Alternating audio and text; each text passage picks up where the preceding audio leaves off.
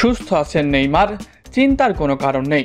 খেলবেন আর্জেন্টিনা ও কলম্বিয়ার বিপক্ষে।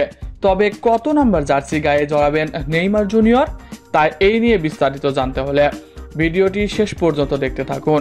আর আপনি যদি আমাদের চ্যানেলে নতুন হয়ে থাকেন তাহলে এক্ষুনি সাবস্ক্রাইব করে রাখুন। আর ইতিমধ্যে সাবস্ক্রাইব করে থাকলে আপনাকে অসংখ্য ধন্যবাদ। আগামী 21 মার্চ ব্রাজিল বনাম কলম্বিয়ার ম্যাচ রয়েছে। 2025 সালে প্রথমবারের মতো মাঠে নামতে চলেছে ব্রাজিল।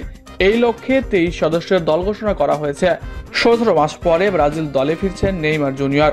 এতেই স্বস্তি খুঁজেছে ব্রাজিল ভক্তরা। তবে হঠাৎ করে তাদের আকাশে কালো মেঘের দেখা দিয়েছে। কারণ হিসেবে সান্তোসের হয়ে শেষ সেমিফাইনালে নেইমার মাঠে নামেননি। এরপর থেকেই নেইমারকে নিয়ে নানান গুঞ্জন রয়েছে। তবে এবার এই নিয়ে মুখ খুলেছে সান্তোস কোচ। তিনি বলেন, নেইমার সুস্থ রয়েছে। নেইমার তার বাম পায়ের উরুতে ব্যথার অনুভব করেছে, এই জন্য সে ম্যাচ খেলেনি। সে চায় ব্রাজিলের হয়ে মাঠে নামতে। আমরা তার সিদ্ধান্তকে সম্মান করি, তাই তাকে আমরা মাঠে নামাইনি।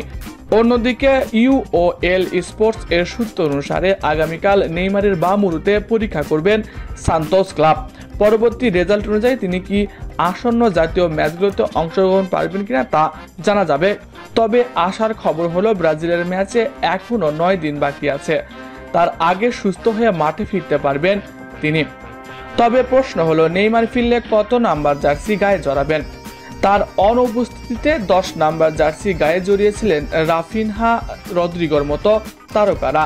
তবে আপনাদের জানিয়ে রাখি, নেইমার 10 নম্বর জার্সির দাবিদার।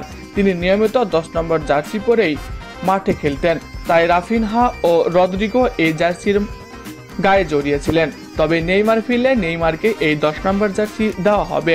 প্রিয় দর্শক, নেইমারের জন্য কে কে অপেক্ষায় আছেন কমেন্ট করে জানিয়ে দিন। এছাড়াও খেলাধুলার সকল আপডেট সবার আগে পেতে হলে আমাদের চ্যানেলটি সাবস্ক্রাইব করতে ভুলবেন না। ধন্যবাদ সবাইকে।